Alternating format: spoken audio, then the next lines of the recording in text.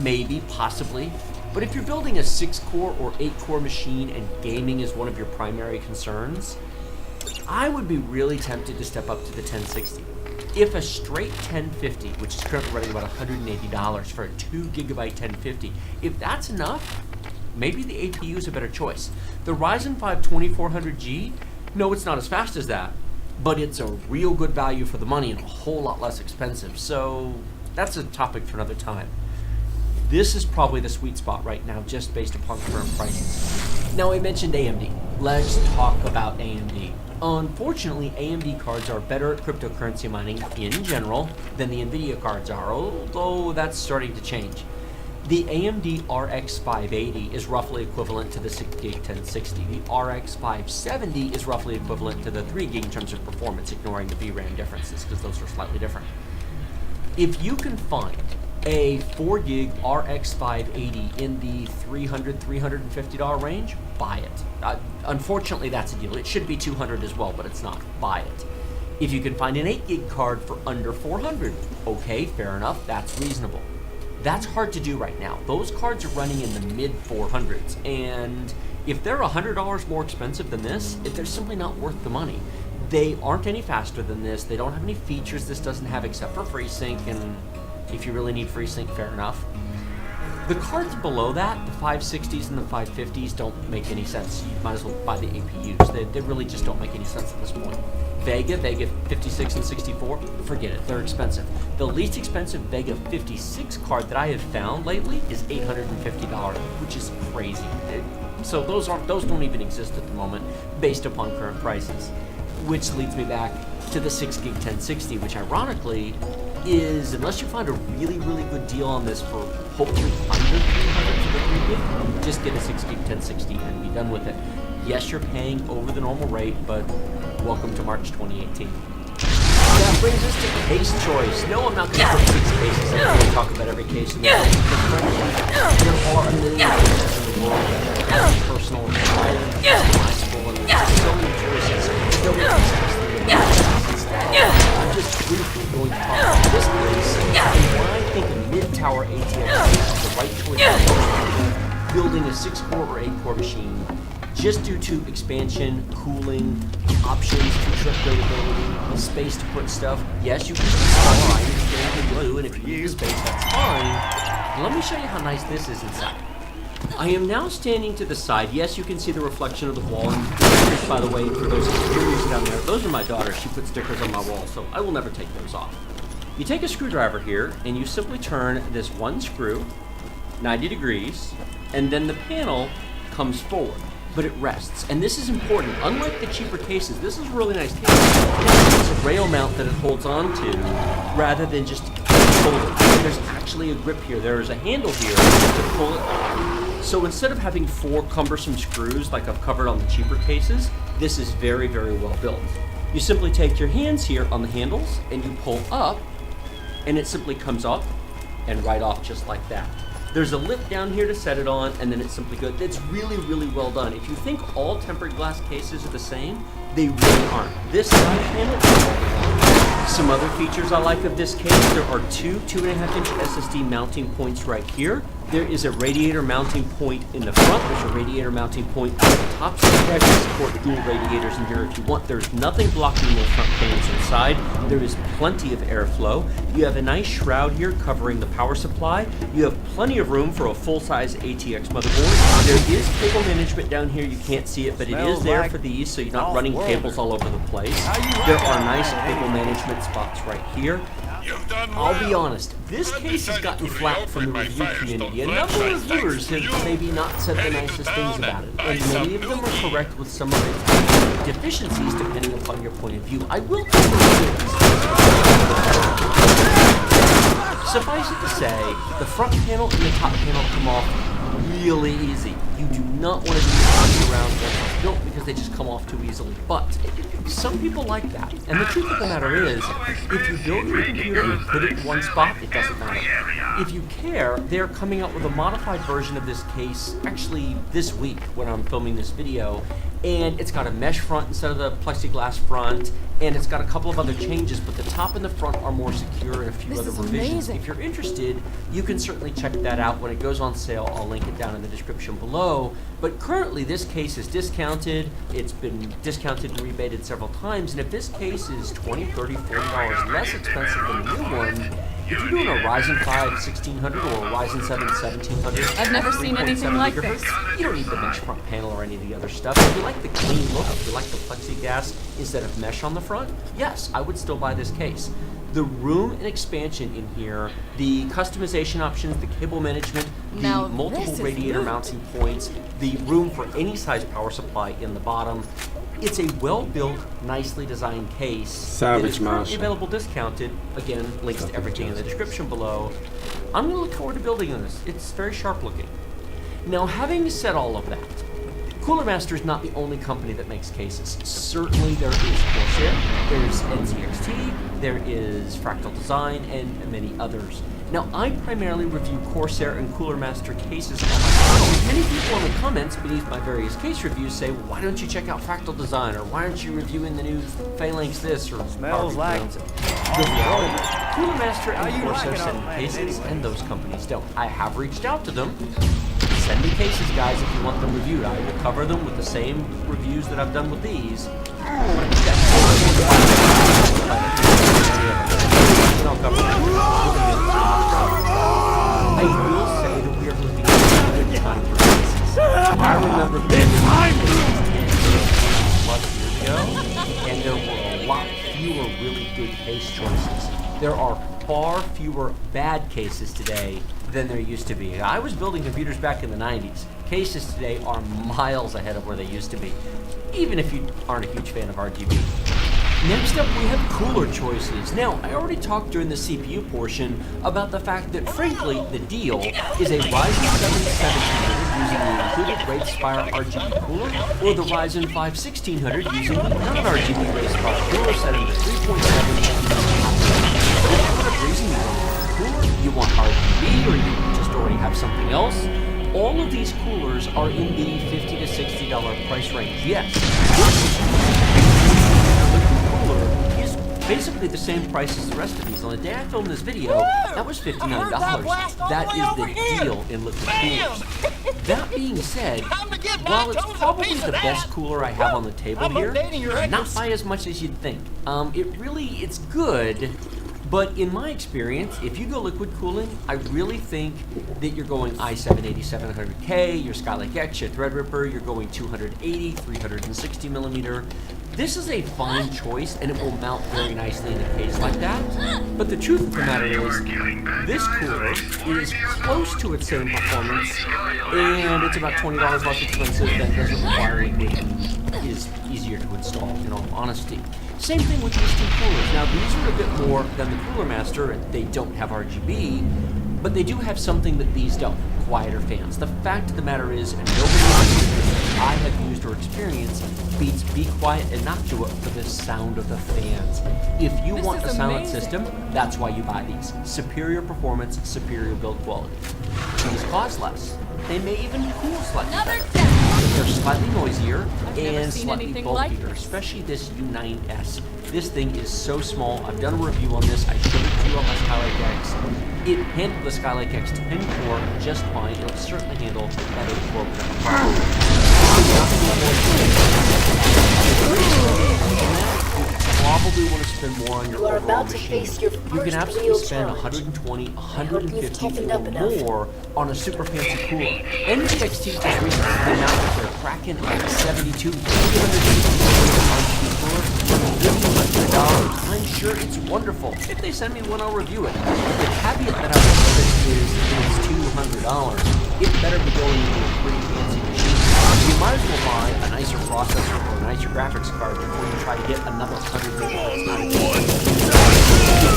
Spend $120 plus on your cooling, and then have to go down on your graphics card. The extra 100 or 200 megahertz on the CPU is not going to make up for the loss of performance elsewhere in your system. You really only want to go really big and really hard on your CPU, and you've gone big on your graphics card.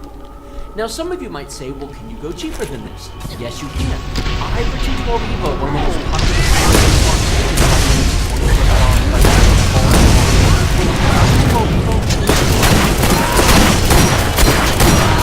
all the floors? Yes, it will. It'll probably do 3.8 of that. But if you're going to do that, why? Just get the 1700 and use the Racespire cooler. Now, the Racespire cooler is a 95 watt TDP cooler, whereas the Hyper 212 Evo is, I believe, 140 watts. But that's not the big difference that you think it is. If you're going to buy that and spend the extra money on the 1700X, step up to the 1600. Notice I don't have the 14-plate RGB version of this, and it saves you a couple of dollars. If you're trying to go the extra mile, get the 6-heat pipe cooler at least, or one of these. I personally think that the $20, $30 coolers are good retrofit coolers for failed coolers. They're good coolers for locked or budget systems. If you're going with an X or a K chip, yeah, you need to be spending at least $60 on a cooler. The $30 coolers, I don't think are enough of an improvement. Now, what about the power supply? Now, we have a very nice 650 watt power supply in our Ryzen 7 1700X that has enough room for future graphics cards upgrades. It is overkill for the system as built. This budget 450 watt power supply would be absolutely plenty for the system as built with the GTX 1060 and then this CPU, which frankly, when I configure it, I'm going to run it at 3.7, maybe 3.8 gigahertz with this cooler. I don't think it'll do 4.0. But the 650 watts or etc. gives you enough room that maybe 6 months, a year from now, GTX down, you might upgrade to TI or the you certainly will have to have margin.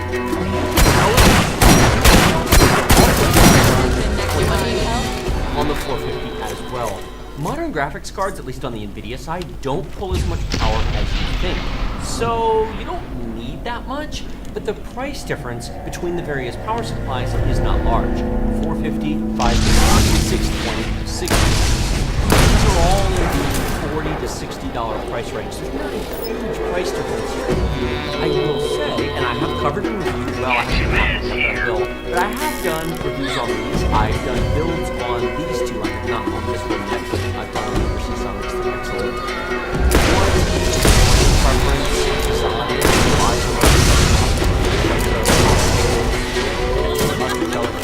Although actually, it's just really personal preference and price. If you don't think you're upgrading for a while, or if you're building, say, a Ryzen 5 1600 non-X chip, and you think you're going to keep your graphics card for 3 years, honestly, the 450 PT from EVGA is a great value for the money. It goes on sale quite often as well. Or if you want a longer warranty, the Seasonic has one of the best warranties in the business. Or if you simply want a matching setup for your Cooler Master case, that's why we have a Cooler Master power supply. Because in all honesty, Cooler Master sent me one. If you buy from these brands, you're not going to go wrong. Everything that these brands make, I would put into any of my machines. So again, price, wattage, features, personal preference. Now that's everything in this system. I didn't talk about hard drives because that's basically bulk storage at this point. Get as much as you need to store your files and whatnot. The other thing I didn't talk about earlier with the CPUs is the fact that in possibly a month, maybe 6 weeks, AMD is rumored to be releasing the 2000 series chips. This is not Zen 2, mind you. The benchmarks have been leaked online. I do not have samples myself, or I couldn't talk to you about it. But the short version is they're like 200 megahertz faster. Basically sort of the same thing. We are going to be getting 400 series motherboards, which will be refinements of the current boards. I don't expect major changes. If you aren't building right now, if you could wait a couple of weeks or perhaps a month, maybe 6 weeks, then yes, there will be slightly faster versions of the CPUs. That being said, it might still be worth buying the current one. Currently, when I'm filming this on Amazon, $279 for a Ryzen 7 1700 with the RGB card. When the Ryzen 7 2700 comes out, if it's $350 and it's 200 megahertz faster, that's actually not that much of a deal. You might be better off buying the current one. In fact, going with aftermarket cooling, from what I've seen online, that stock is probably going to be similar in performance to the 2700 non-X. Now the 1700X doesn't come with a cooler, but again, if you're going to do that, if you can currently buy the 1700X for $299, it's only $20 more. So while yes, there are new chips coming, I see a lot of hype online for people really excited going, man, these new chips are coming, it's going to solve all the problems and get us faster clock speeds. And yeah,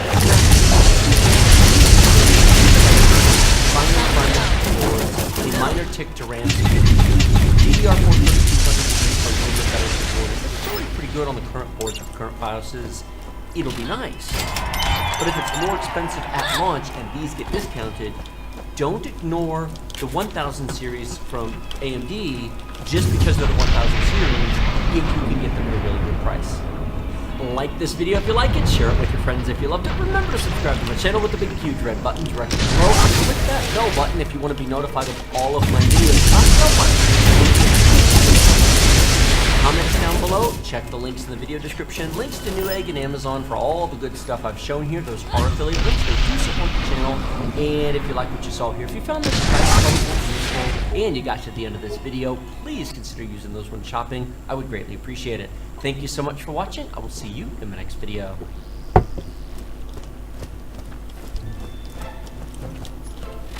Oh, hey Chris, how was the colonoscopy? Brutal, man. I don't know, something snapped off and it's just hurting. Yikes. Sorry about that. Hey, you know how some dogs sort of look like their own? There's some crazy. No, it kind of works, right? I mean, the secure basic stuff is cool, right? And you're arguably cool, right? You've always been on the top of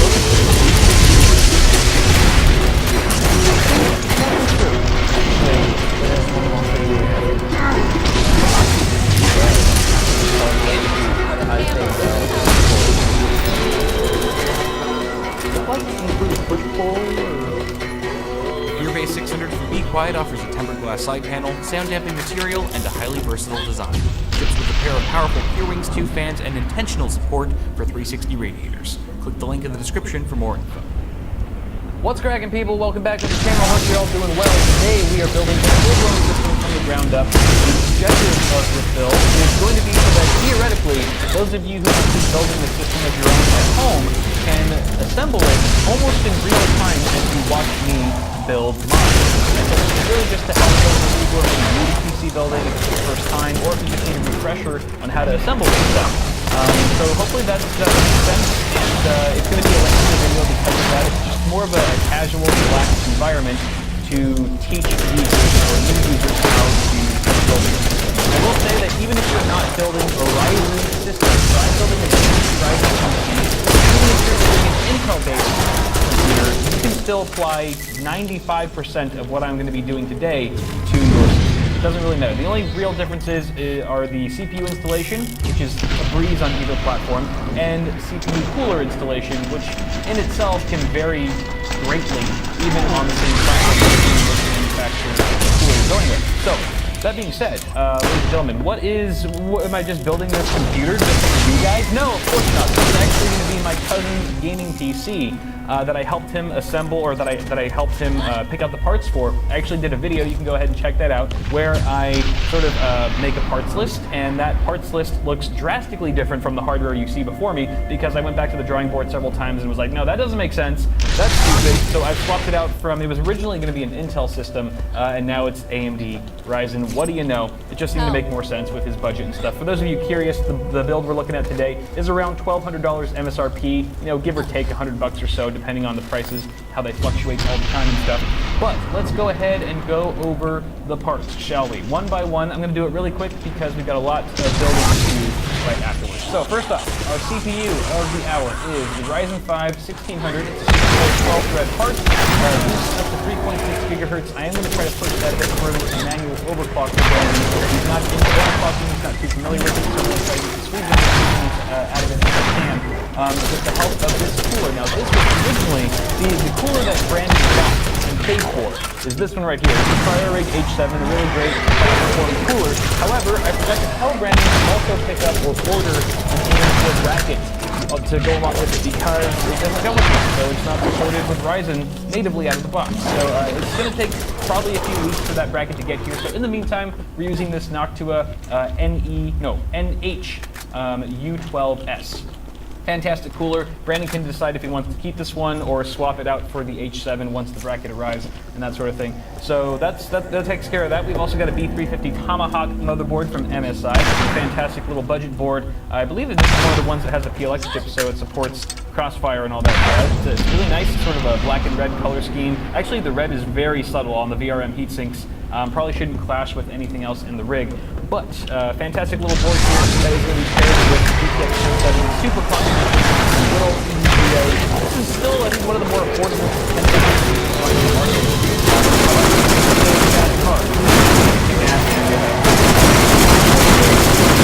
Memory usage, let's talk about that down there.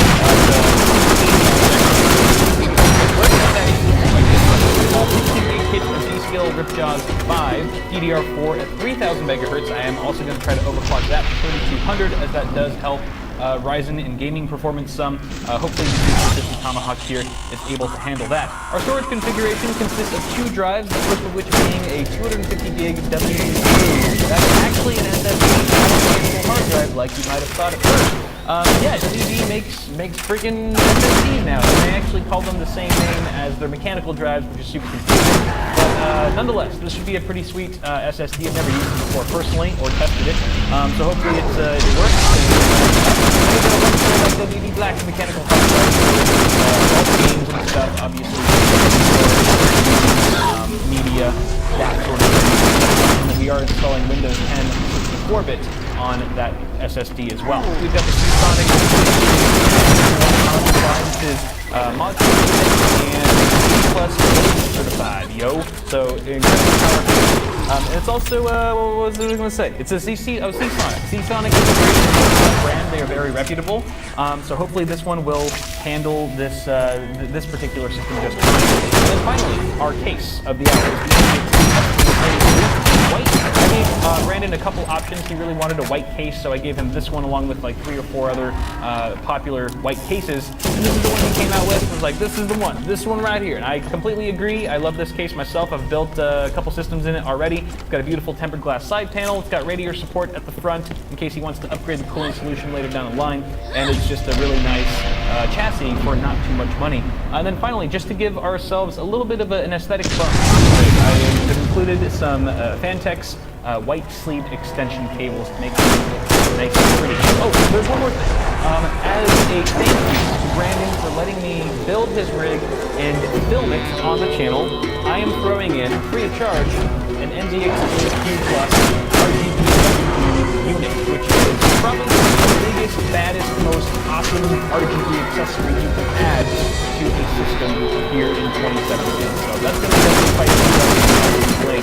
Definitely going to give us a bling factor for today's build. Those are all the parts, ladies and gentlemen. So I'm done rambling. I'm going to go ahead and start building. So you guys, those of you who are building your own systems at home right now, what I would suggest is that you grab your CPU, aka your desktop processor, and your main board, or your motherboard, because that's generally where I like to start in any given build. So let's start there. Alright, y'all, so you can see that I've taken the CPU somewhat out of the packaging. I'm sure not to touch it because I really have to, so I'm going to move the motherboard. And you'll notice there's a bunch of other stuff on this table. I'm going to go over everything. But when you take your motherboard out of its box, you want to also take out a few important accessories along with it so that they're just on hand when you're ready for them. The first of which is your motherboard I/O shield. And we're going to take this, as well as your safety. Equivalent to the number of 3.5 meter drive that you'll connect to your system. So in our case, we've got 2 drives, one SSD and one mechanical hard drive. So I've actually pulled out all 4 of the cables since they come connected. But you can take those out as well, and then your motherboard manual. Tomahawk manual. You might need to consult it at some point. And then the other stuff on here, these are just sort of like tools that I use when building a computer. The only one you absolutely need, well, this CPU out here, not a tool. So we've got the one you really need Phillips head screwdriver, the number 2 Phillips head screwdriver. Any sort of length will do, but I generally prefer a slightly longer one. Woohoo! Just because it makes it a little bit easier to clean and screw and stuff, but magnetic tip also helps a lot. Not required, definitely. I've also got some cable management accessories here. So zip ties, generally one or two components in your build that will come with zip ties, but there are usually very few of them, and they're not the right length, or they're too cheap and stuff like that. So I have my own on hand. Again, it's not necessary, it just kind of creates a cleaner build for the cable management part. It also ties and use I need them, and then there's some wire cutters to cut the zip ties and stuff. Don't use a knife. So those are the things that we are going to be using for the build. And on that note, we can actually install our CPU. Alright, so here's a close-up look at our CPU socket. And this is basically where the CPU gets physically mounted or inserted on the motherboard. And this one in particular is the AM4 socket. AM4 is with AMD Ryzen CPU. At least it's have a filament. So don't bother in a non-Ryzen AMD chip or an Intel chip, God forbid. Bad things will happen if you do. So just stick to Ryzen for AM4 and you'll be good to go. So if you are building an Intel rig right now, I would suggest going to some sort of tutorial. Maybe I'll link one. I'll put a card somewhere if I can find a good tutorial on how to do that on the Intel platform. But for ZIF sockets for Ryzen, it's really quite simple. All you do is lift up this bar here. There's a little bar that's got a little latch. You kind of got to push it to the side a little bit and then lift it up like so. And then get your CPU out. I will remind you guys not to leave any fingerprints on your CPU, particularly on the top screen.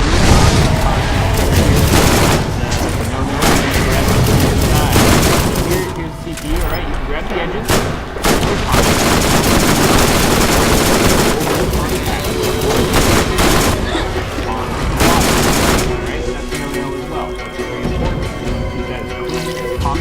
The way you want to do this now is you want to take note of the golden triangle. The golden triangle on one corner of the CPU. You want to match that with a small, tiny-ass triangle in the corner of the socket. A little arrow in the corner there. That's going to match up with the gold arrow on your CPU.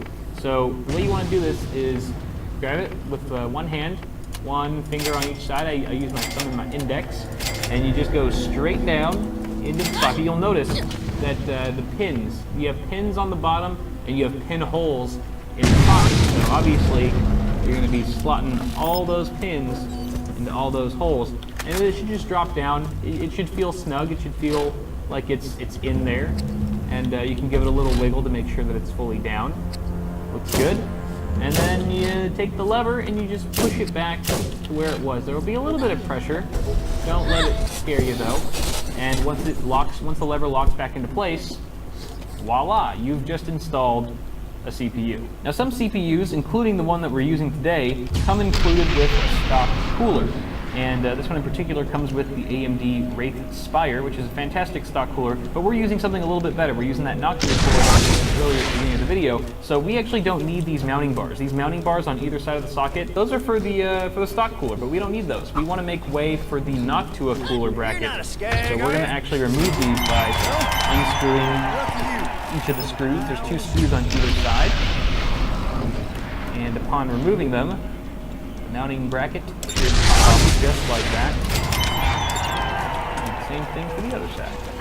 So we are going to want to keep the AM4 backplate in place because that's how we're going to mount our third-party air cooler. And this is where things because there's no standard method to install it. It all sort of varies based on the Noctua cooler is vastly different than an NZXT cooler versus a Thermaltake cooler versus a Fantex cooler, a Corsair cooler, and so forth. So this is really the only part in the build where I'm going to have to leave you guys on your own, I promise.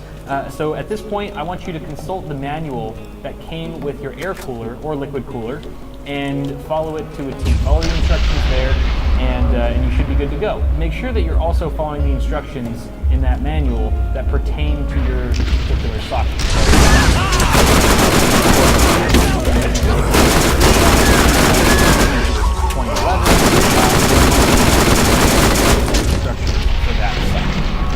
But before I let you go and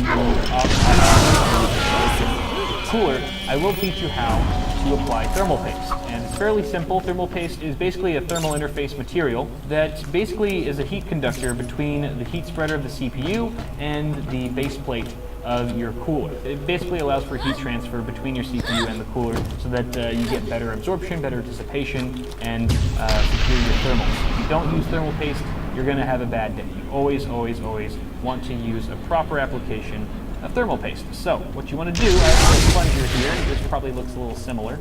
I like to do the grain of rice method. So straight in the middle, just how it sounds. You want a grain of rice size of thermal paste. You can go a little bit bigger. I would say grain of rice works for LGA 1151, for example, similar, because it's a smaller chip, and you don't really need that much. Ryzen's slightly bigger of a heat spreader, so we're gonna do the green pea method. The green pea method is slightly bigger than the grain of rice. Bada bing, bada boom. Beautiful.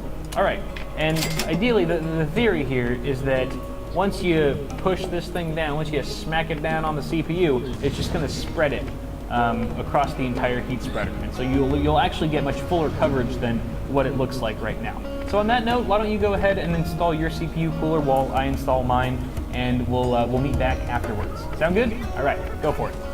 Good luck. I believe in you.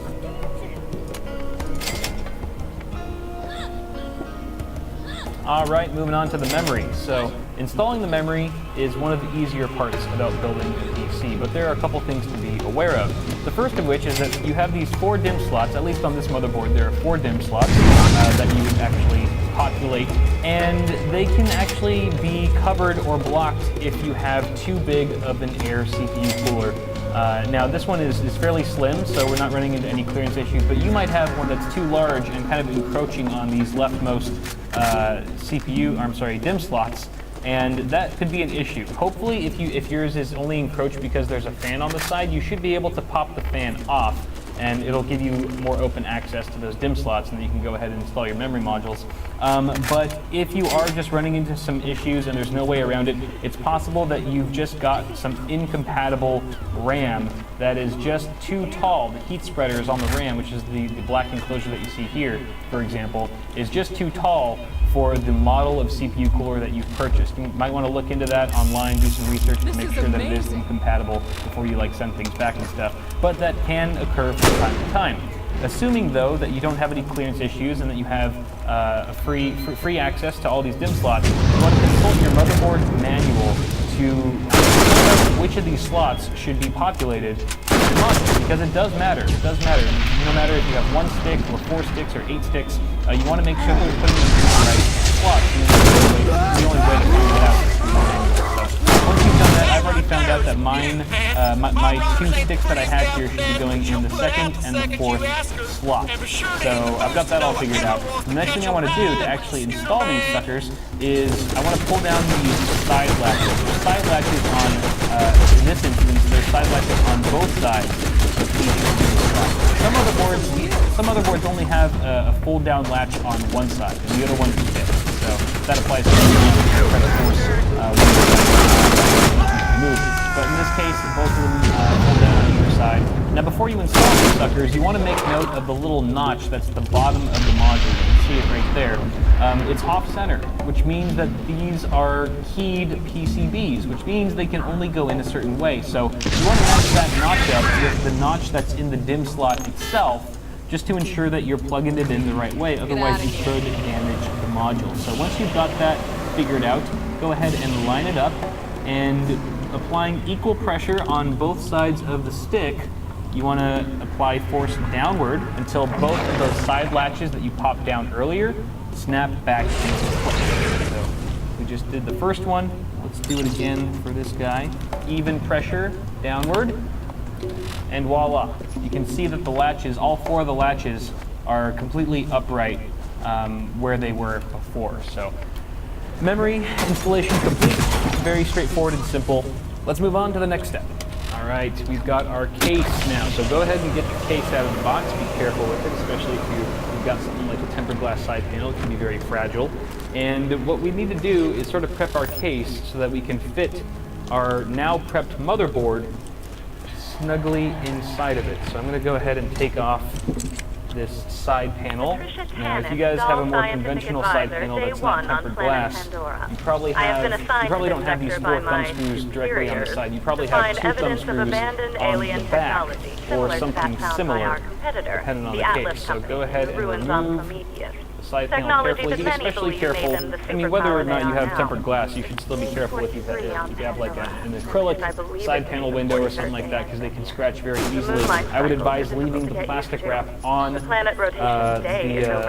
side panel window until you're absolutely done. 100% complete with the build. I know it's tempting. I know it's tempting to peel it off the second you see it and go, ooh, ah. But trust me, it'll thank you later. It's not worth it. Now I'm also going to remove the back side panel, and you guys should too, just in case you find any accessories back there. A lot of times case vendors like to put the accessories inside of the case. They like to hide them either in the drag cage or in the power supply shroud somewhere. Go ahead and take your accessories out. You will be needing them very soon. Let's go ahead and put the case on its side so that the main side is facing up and the back side is facing down. Boom. And here's where you want to pull out your motherboard shield that I told you to remove from your motherboard box earlier. Take it out of the plastic wrapping, like so. ASMR video. And you want to make sure that you line this up properly. Generally, the shiny side, if there's a shiny side, is going to face inside, inward of your face. And the really nice outside, or the really nice part is going to be outside, obviously, because you can see it. And the way this goes, so you already know it's going to go either this way or this way, right, with the shiny side inside. Now it's just a matter of which way does that go. You can just line it up with your motherboard, or I can just tell you a rule of thumb, where you see the little circles, all the little audio circles, that's going to go on the bottom, towards the bottom of the case. That's pretty much the best way to tell. And then just go ahead and pop it in. This can be a little tricky. It's hard to know once you pop this in. It's sort of, you have to kind of do it by feel and by sound. So you hear that? That was part of it popping in. And you want to just double check, you have to look really closely to make sure that the entire perimeter of your I/O shield is flush. So you just want to double check, push it firmly around the edges. Make sure it's all good in there. Alright, now before you get too excited and go about installing your motherboard, there's a couple things to mention here. First of which, if you are using an air CPU cooler tower sort of thing, like I am right here, then this doesn't really apply to you. But for those of you using liquid-cooled AIOs of any kind that have radiators and things like that, you want to make a note of whether or not it makes sense to install your motherboard first. It can kind of depend. For the most part, I would say the rule of thumb is you install your motherboard first and then your radiator, but there are some instances where the reverse is true and makes more sense for that particular configuration. So you just want to sort of think it through. If you're not sure, maybe just look up in certain manuals to see what they suggest, or if it's not there, look online, but that is something to point out. The other important thing to note before you install your motherboard is that you have your motherboard standoffs installed. Now, NZXT has already done us the solid of pre-installing these using these little metal pegs that are sticking out of the motherboard tray that give your motherboard a little bit of lift. It kind of prevents the trace layouts on the back of the motherboard making contact with the steel surface of the case itself to prevent any sort of shortages and things like that. So it's very important that you have these in place. Again, NZXT's already put them here, and if you're lucky, you'll actually get one in the middle, a peg in the middle that's it's got a little bit of a tit on it, a little bit of a lift off. It's a little bit taller than the other ones. It looks a little different than the other guys, and that's just so that you can have something to latch onto. There's obviously a hole in the middle of your motherboard that will latch onto that middle peg when you're putting it into place, and you sort of lock it and freeze it so that it's easier to work with and more stable. It's not moving around and stuff. It's really nice to have one of those, but if you don't, no worries, you can still get by. Now the other thing to be aware of is that not all standoffs should be in the same place for every situation. For example, these are in the ATX configuration for ATX motherboards, which I in fact have right now. So that's good. So I don't need to change anything here. But let's say you were building for some reason with a micro ATX motherboard and you need to rearrange the standoffs to accommodate particular form factor. You can either look in your case manual, or if it's not there, it could be etched directly onto the motherboard tray, where here it says, you know, micro ATX, ATX, ITX, and it gives you sort of a legend, and you can figure out where the standoffs go for that particular form factor board. Now then, we can go ahead and mount our motherboard now that that's all out of the way. And I like to grab the motherboard by either side. I really try my best not to grab it by the CPU cooler. That's a bad habit of mine, I know, I need to stop. And then I just sort of just push it in there, just gently. I like to look at the back of the motherboard, or behind the case, so I can align the I/O, the rear I/O, with the I/O shield. And then if all goes well, the middle peg, the lifted peg, will latch on, and voila. The motherboard's not installed yet. Don't put the case upright. It'll just probably fall out and something will break. We still need to screw it down. So we've got some screws here. You're going to want to get the accessories out that came with your case, with your chassis. And then with your hopefully metallic tip screwdriver, this is where the metallic tip really comes in handy. You're just going to go ahead and screw those down. I should mention, when you're installing the standoffs underneath, you want to make sure to tighten them, but you don't want to over tighten them because they can strip and then they'll just like do the infinite spin, and that's not good because then these screws won't really go in at all. And then likewise, when you're screwing in these screws, you want to make them snug, but not too snug. Again, because you can strip them if you over-tighten them, then removing them, when you remove them, you might actually pull out the standoff, or the standoff might come along with it. So that can be a pain sometimes to work around that. So you can expect with a standard ATX motherboard that you'll have to do, you have to input about 8 or 9 of these screws. We only have to do 8 because the middle standoff is a raised one. But if yours is not raised and it looks like all the other ones, then you will have to put a 9th screw right there. And voila, now we can say our motherboard is properly installed. We can put the case up if we wanted to, which we're going to actually do now to install the power supply. All right, so I've got my power supply here, and sure enough, it is partially modular, which means you have some of the essentials that are just hardwired into the power supply, and the accessories, or the peripheral cables, if you will, are separate. So you can plug these in as you see fit, depending on what devices you want connected, which is really nice. Helps clean up cable management a bit because you're only connecting to the cables you need instead of everything and trying to find a place for the ones that you aren't using. So I've kind of already figured out which ones I need. The ones that are connected are the standard essentials that most people will be using anyway, which is your 24-pin ATX. This goes to your motherboard directly, as does the 8-pin EPS. This is the CPU connector. And then we've also got one for PCI Express. This is for your video card. We've actually got 2 8-pin connectors. These are 6+2-pin design. You can see that they kind of split off, and this is going to be plenty for our video card, so we don't need to add additional PCIe cables to this guy. What we do need are our peripheral cables. So we need some SATA cables here, both for our 2 drives. We do have an SSD and a mechanical hard drive that are SATA.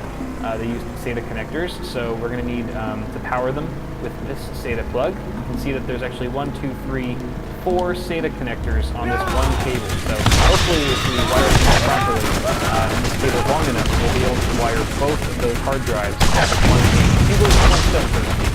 And we've got one more of those. This is another SATA cable, it's actually the same SATA powered. It's actually a little bit shorter, and there's only 2 connectors on this one. This is going to be going to our NZXT Q+.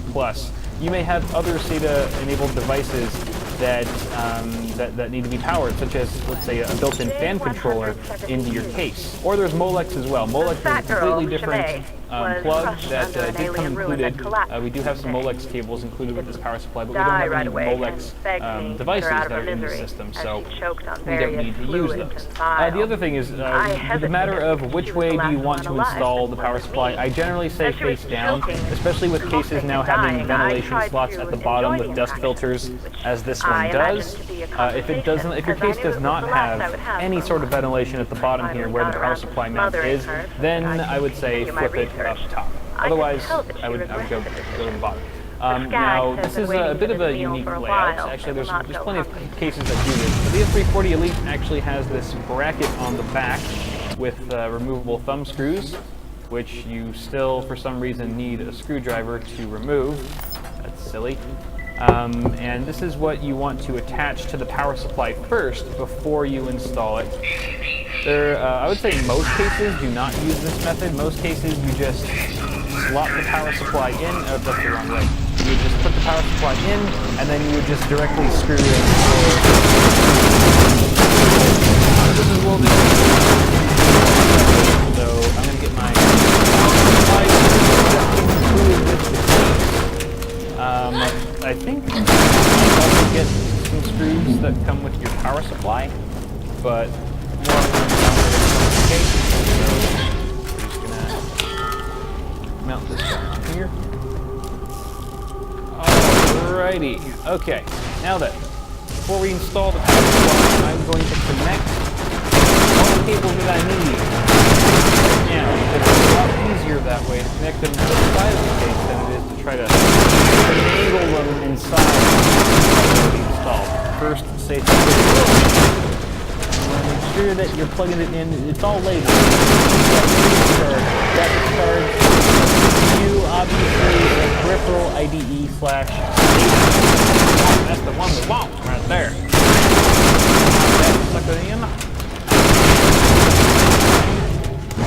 For our other one. Boom. Okie dokie. So then now put the cables together and push them through the backside of the power supply mounting area and just slot it in like that and screw her down. Now some cases will have you mount the power supply from behind the motherboard tray this way. I'll just have you slot it in from this side as opposed to behind the case. But every case is a little bit different, so again, check your motherboard, or your case manual for details. Alright, that looks good for now. We're going to leave the power supply cables as is for now. We're going to move on to something else. Let's do the front panel connectors. Oh, how exciting. So here's a look behind your motherboard tray. And for starters, you can see our power supply that we literally just installed with all the cables coming from it. But then you've got this whole other mess of cables that seems to be stemming from the front of your case. Apart from these two, these are fan cables. We'll talk about that later. And these are your front panel connectors coming from the front. Everything that's at the front of your case, including the power button, reset button, power and hard drive LEDs, USB ports, audio jacks, etc. That all needs to get wired to the motherboard primarily. And that's what these cables are for. So each one represents a different thing. You got your USB 3.0, the big blue one. USB 2.0 is labeled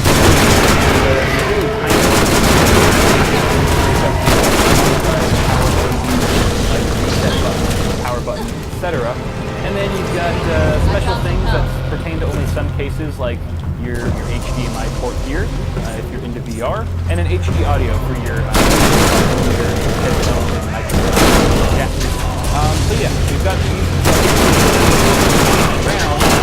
Start wiring these guys directly to the appropriate headers.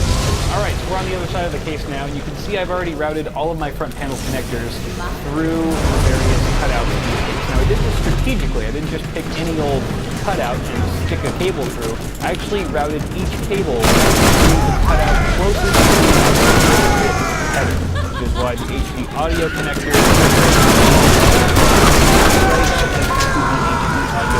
motherboard,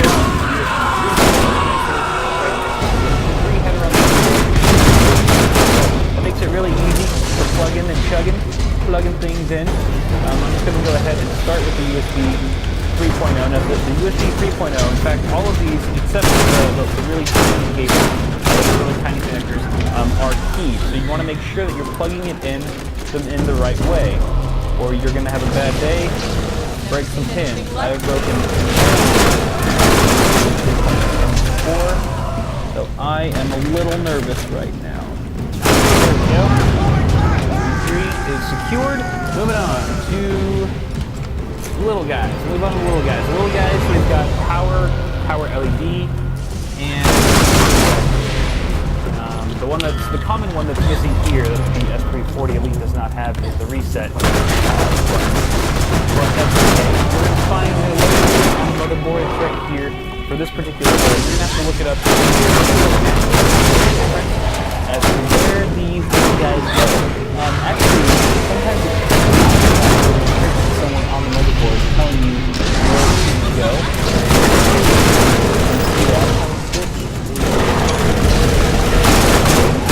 I'm not sure which way is plus or minus on the switches. I believe it's the, you'll see a little arrow indicating plus. Positive. Side with the no arrow, ground. And you've got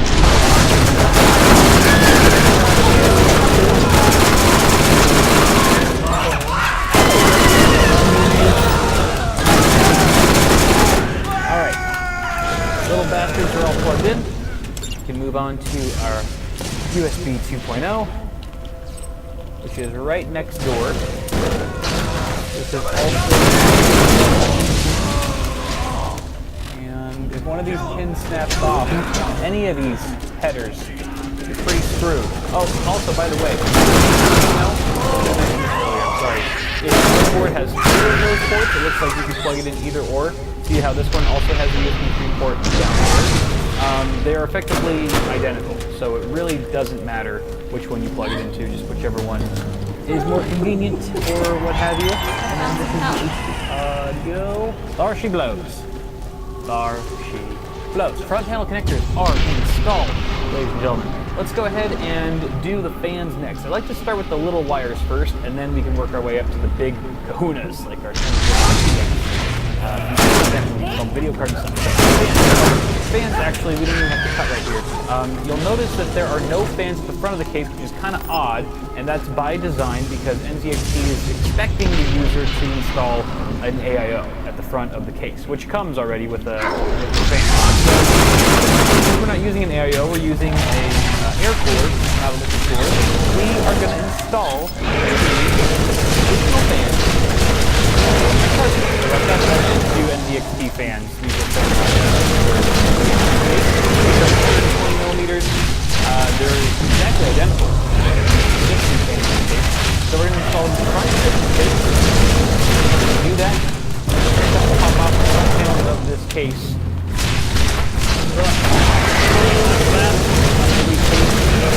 Have the front panel pop off so easily. Some of them have latches and so forth. So let's just install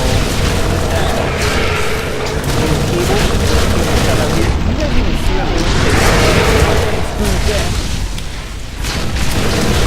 alright, direct airflow now. And now we go route all the fan cables to the various motherboard. There's one here. We got two up here. And then the fifth one is actually being populated by the tool here, this fan. So, you want to approach wiring your fans the exact same way as you wired your front panel connectors. Route them through the cutout that makes the most sense, nearest to the header you wish to plug them into. And generally, if you're dealing with a decent case, there will be a cutout at the very top. A couple cutouts if you're lucky, which is perfect for these top-mounted fan headers, because they just kind of stay out of sight, out of mind. And this bottom one here, I think I'm going to connect the back fan because it seems the closest. Sorry, I know you guys can't see anything because my fat fingers are in the way. There's really no other way to do this though. Okie dokie, fans are plugged in. Next up, we are installing our hard drive. And this is a 3.5-inch drive, of course. We are going to install it in the only 3.5-inch drive cage in this case. And every case is a little bit different where the mounting points exactly are. Go ahead and consult your case manual for those specifications, and then once you know what you're doing, you can just pop in the drive, or there's different mounting solutions. Some of them have little like wing brackets that fold out the sides. Other ones you just screw them in like this. Heck yeah, going old school. You'll notice that there are 3 threads on either side of the 3.5-inch mechanical drive, for the most part. You're going to want to screw all those down. Don't skimp. Don't think like, oh, I only need to put 2 in. No, put that 3rd one in, because there are moving parts in a hard drive, yo. Those moving parts, like a needle and a platter and a little green man. There's a little green man in every hard drive. No, there's really not. And if your hard drive's not mounted properly and securely in your case, then all those moving parts can end up making lots of vibration and noise. Quite unsettling. Make sure you do your job. Screw them all in. This is a unfortunate design. I should have thought to plug or screw this in earlier. There's only one screw hole here on this side. The case only gives you one screw hole. So I'm screwing it in with my hand, which is not good. I'm gonna get a smaller screw. I have a little screwdriver head here that's really the only thing that I could fit inside of this tight space. Woo! Just the tip. Should get it tight enough though. All right, there's our hard drive. Look at him, so cute. He's all secure and mounted and stuff. Hey, what is this? What is this right here? This looks awfully familiar. This almost looks like that one SATA cable that we had plugged into our power supply from earlier. Oh my lord, it is. And it is also, it's the same L shape. My goodness, so you want to line that up and just push it in. Just nice and easy. Oh yeah, right there. That is firm. That is real firm. SATA power has been connected, but wait, there's more. You need data. So let's get a data cable. Remember the other accessories I told you to get out from your motherboard box way back at the beginning of the video? Yeah, it's time. It's time to whip one of those out. If you know what I mean. So we're gonna get one of these. These have two different connectors, or you can get flat. You can get flat on both sides, or you can get one flat and one right angle. It just depends on what the manufacturer has given you. Usually they give you two of each. And generally, if you're using the right angle, I like to save that for the drive itself. As long as it makes sense to do so, that one's pretty good. And then the other end just goes into one of the SATA ports that's on your motherboard. I'll cut to a B-roll shot of that. Now, a couple quick things to note about the SATA data cable before we move on. First of which is that you will hear an audible click once you've inserted it far enough into the port, letting you know that you've established a secure connection. You can even tug on it, it won't budge unless you push down on the metal latch. Only then will it release. The other thing is, how do you know which of these ports to plug into? I mean, they all look the same, but if you consult your motherboard manual, it will tell you which of these ports are wired to the native chipset on board, this would be B350, and which ports are wired or controlled by a third-party add-on control. Add-on controller is good to have, but it shouldn't be your first choice. You should always opt for the native chipset on your motherboard. In this case, all four of these ports are natively controlled by B350, so it doesn't really matter which ones we go with. But if you were to connect, say, an SSD, in particular, it doesn't really matter for hard drives too much, but I'd still recommend native chipset anyway. For sure an SSD, you want to be sure that it's plugged into ports controlled by native chipset. Otherwise, you could incur a bit of a slowdown in certain situations. So just to be safe, native chipset, check the motherboard manual. Good. Okay. Now, while we're here, why don't we just stick in another one? So she said, for our SSD that we're about to install, yo. Sounds pretty good to me. All right. I don't like the way that looks. I'm gonna do it flat, like the other one. It will be creeping up behind him. All right. There we go. Beautiful. Okay. Now we gotta install our SSD.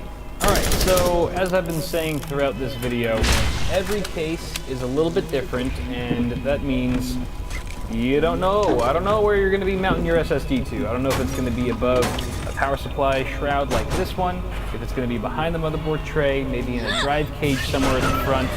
You just don't know with SSDs these days. They're just so darn small they can fit pretty much anywhere. So case manufacturers have come up with so many clever options for mounting them in different places. But consult, once again, your case manual to find out where you should place your SSD. Oftentimes they give you more than one choice as to where you want to mount it. I would mount it in the best place. There are 4 threads at the bottom of the SSD. There's also threads on either side of the SSD, so depending on the case maker, depending on where you're doing things in. In this case, obviously, we're doing it from the bottom. like it better on bottom, personally. Oh, by the way, I took the sticker off the SSD already. It's hideous. Oh, you know what? This is an important lesson. Before you mount your SSD, you might want to think about plugging it in first, your SATA and data cables, if it makes sense. Then use it as a case-by-case sort of suggestion. But in this particular situation, it does make sense to connect the cables first before mounting it down, because the port is hard to get to once the drive is mounted flat against the chassis. So I've got one cable for you here. There's the data. And now we give it power. When I say power, that's you're supposed to come out when I say power. You ruined it. So let's go ahead and mount this just the same as we did with our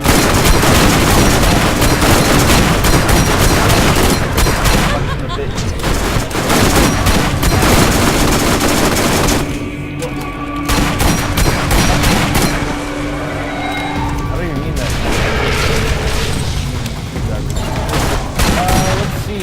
Why don't we mount the Hue Plus over here? You know, I should mount the Hue Plus here because it's a little bit bigger. I don't want a big fat thing in the middle. I'm gonna swap it. I'm swapping it. I don't care. So the Hue Plus is also 2.5-inch form factor, although it's kind of a fatty form factor. It's like 30 times as thick as this thing. Get down onto the power supply shroud. Thank you. So this is the Hue Plus. This is the brain, if you will, that controls all the various effects and colors, blah blah blah blah. And this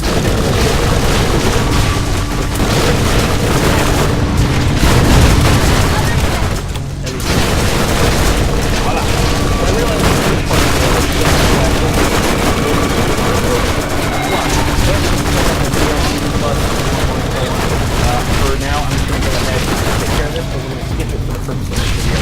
Move on.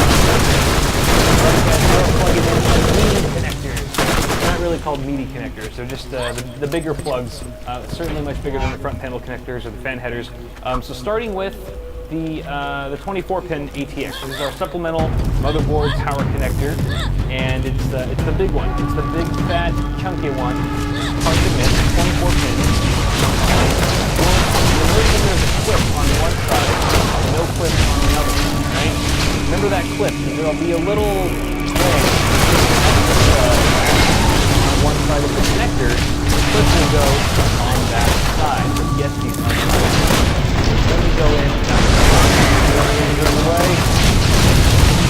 Oh boy. Boom. Alright. In. I can be done on these pins. One.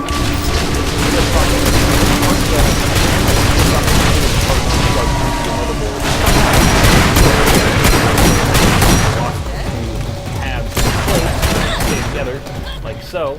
And then the header on the motherboard that you plug this into is typically located in the top left corner, right there. So you just gotta feel around for it. This port here can be a pain, especially if you don't have the room.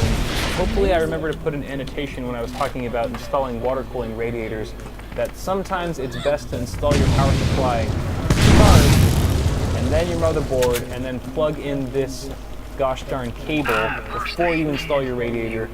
Sometimes the radiator, if you're mounting it at the top of the case, can easily block your 8-pin case. That's good though. There's a cutout at the top of the case, fortunately. Thank you NZXT for that. Just route it right through. Whoop, there's the LED strip falling down. And then bam! Next up we've got our PCIe extensions for our graphics card, but we don't have a graphics card installed yet, so we should do that first. Alright, and moving on to our last component for today, which is the graphics card. Woo! We made it! Very exciting stuff, and this is a really straightforward installation. The first thing you want to do is check the motherboard manual and find out which of these PCIe by 16 slots you should be populating. Typically, it's the top slot, but you want to check the manual just to be safe. And what you want to do first is lower the latch that's at the end of the slot you wish to populate. And then once you do that, actually kind of opens it up for access. And then you need to remove some expansion slots. And the number of expansion slots you need to remove depends on how wide your card slot width is. So this is a 2-slot card. You can see it's got 2 rows, 2 of these little rows here. You can look up the specs, the official specs on the manufacturer's website just to be safe. So you're going to remove, since we have a 2-slot card here, we need to remove 2 expansion slots. The first one being the one that's just adjacent to the slot itself. And then since we're going to use these below that, we have to... So,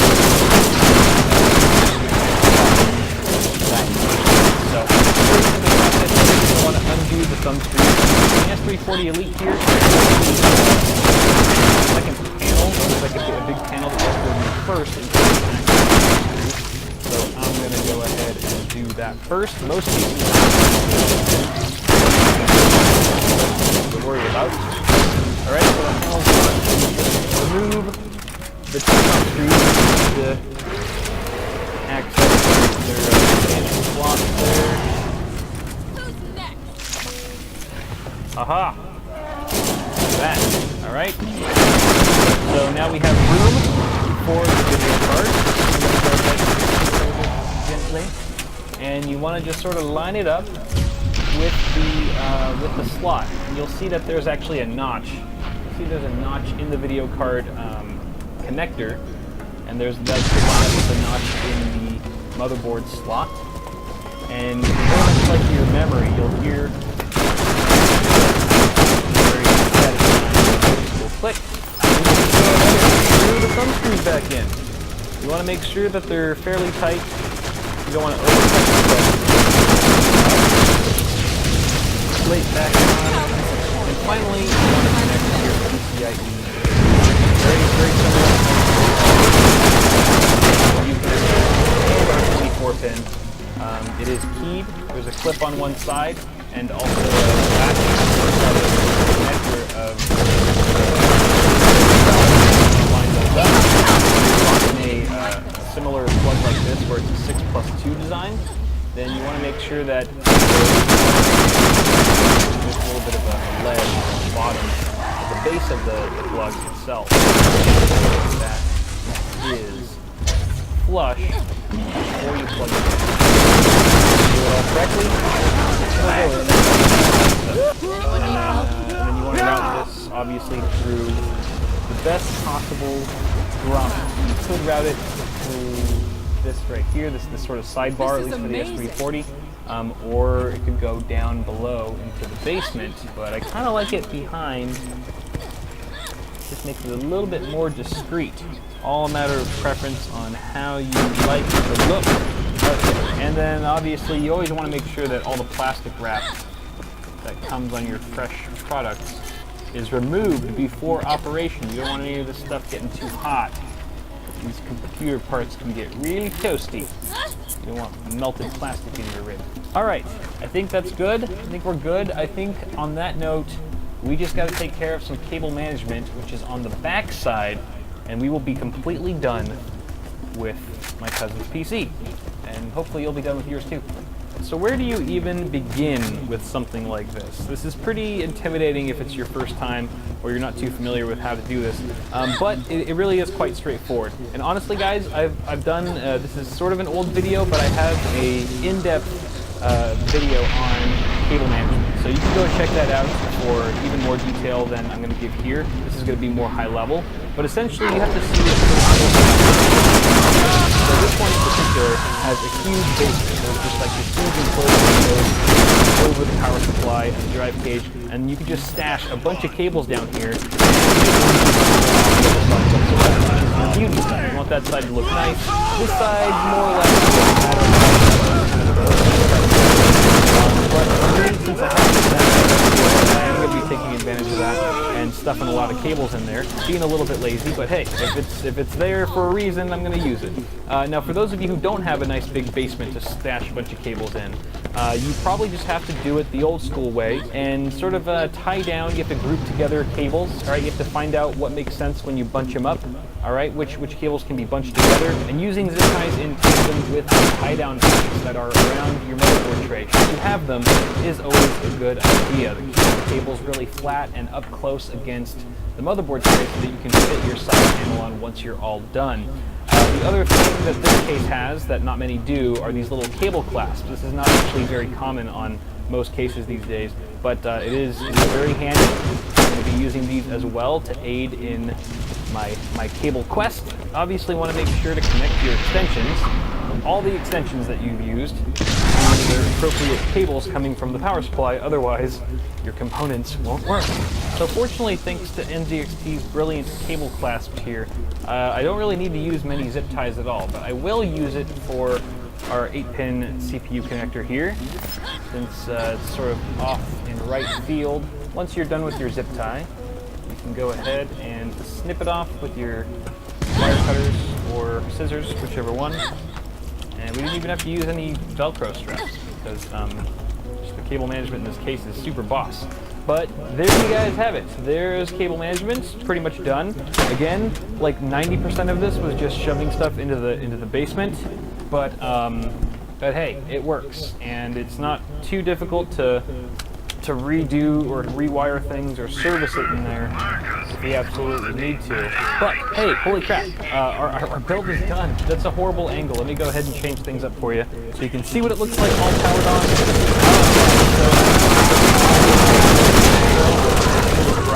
After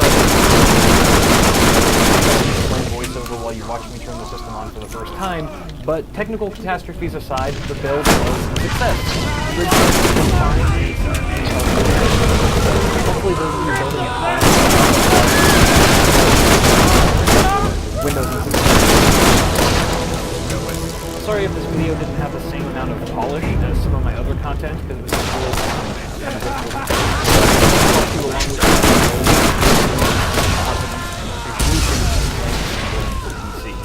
if you enjoyed the video, don't forget to toss me a like on it before you go, and feel free to subscribe to the channel for more tech stuff on the way. Have a good one, guys. Thanks so much for watching, and I'll see y'all in the next one. And hopefully everything is looking good and sounding okay on your end. Let me know if that's not the case, and I'll scramble to fix things, but hopefully we don't need to do that this time around. Welcome. This is a live build that I will be doing today. With the help of Wifey Sauce, who's currently behind the camera. She'll come in front of the camera soon enough after she helps me man that for a bit. But yeah, we're basically celebrating the launch of the Meshify C, which is a mid-tower case from Fractal Design. It's brand new, just launched today. You might have already seen some other YouTubers go live with their videos or their reviews. But I'm going to be doing a live build, so it should be kind of fun. Things will be crazy and sporadic and impulsive. Thank you all so much for joining, everyone. Hello, I see you all in chat. Yeah. This is amazing. Hello, hello. Hi, everyone. Okay, so price point on this guy is $89. It features a tempered glass side panel, which is very much a first from Fractal Design. They finally hopped on the tempered glass bandwagon. This case is very similar to the Define C.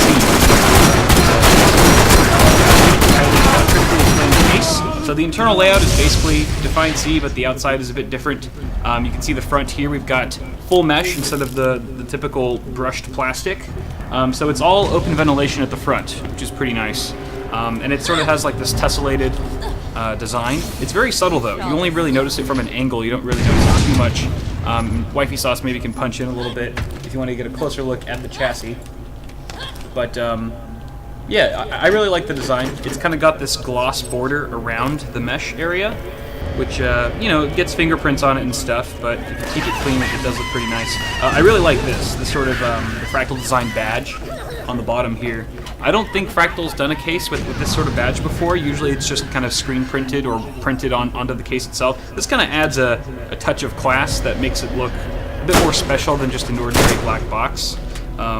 So looks pretty swanky. You've also got front panel USB 3 on the top here, 2 blacked out ports. I definitely like how they're black and not blue, kind of just makes it a bit more stealthy. Power button. Power button feels pretty solid actually. I like it. I like that power button. Mic and headphone jacks, and a reset button, which is not too easy to press, prevents accidental resetting, but has a nice click to it as well. And then you've also got plenty of ventilation at the top here. So no Moduvent covers or anything like that. You do have a removable dust filter that is magnetic. Comes on really easy. Comes on and off really easy. And some flexible mounting strips.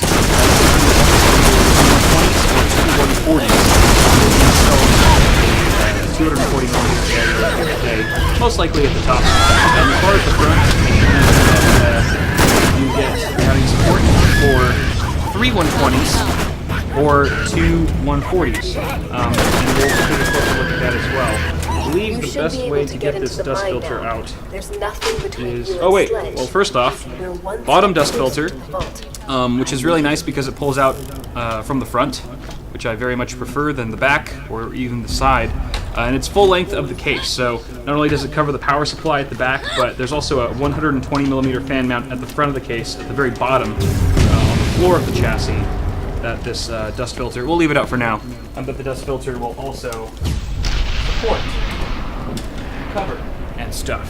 But the front panel pops off, like so, and from here, now you are tethered. I should mention that you are tethered.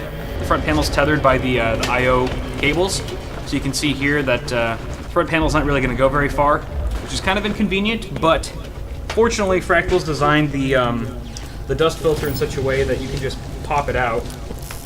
Looks like it just comes out like so. The mesh part itself is filtered, and you can just spray that on or whatever and have a clean looking case in the end. So very nice design. We're gonna go ahead and keep this guy back on here. Let's see. There is a way to pop this back in. Whatever. We'll deal with that afterwards. It's totally fine. Totally fine. Alright, so let's take a look at the backside as well. Pretty standard rear I/O. I mean, you've got the 120 millimeter fan at the back. Also one at the front. These are both GP12 fans. They're black. Notice that this is pretty much a blacked out case, unlike a lot of other Fractals chassis, which tend to have white accents, including the white fan blades and expansion slots, but we're getting a blacked out vibe here, which I definitely like. 7 expansion slots, 3, 4, 5, 6, 7, with a power supply mount. So this is a removable bracket, so you can actually install the power supply from the rear of the case. That's simply because you actually get a full power supply basement, or a shroud that covers the full of the chassis, which is super nice. But I think on that note, I'm kind of ready to start building. I don't know about you guys. You can see here, first off, that I've got a pile of components just waiting to be handled. We definitely will be doing that. I'm going to be going over the individual components as we use them, instead of going over all of them right now. But there's also a purpose to this build. I don't know if I mentioned this yet publicly, but I'm going to be having a good buddy of mine, Chris, who helped me out with editing at CES and Computex this year. He's going to be interning for me in a pretty soon. So he'll need an editing system. It's going to be a side editing system. I'm still going to do the bulk of the editing, at least for now. So he doesn't need anything super crazy, but we're going to build him a nice editing workstation inside of the Metrify C. Seems like a worthy case to fit all of this hardware. So, with that said, why don't we go ahead and just start building away. Let's see. Oh, there goes the front panel. Very easy to remove. So Wifey Sauce, you can actually get in on here once you get the cameras all good on that end. It looks like it is. Come out from obscurity and say hi. There we go. Front panel's back in. Just pops in super easy, actually. And then we've got these 4 thumb screws on the side panel.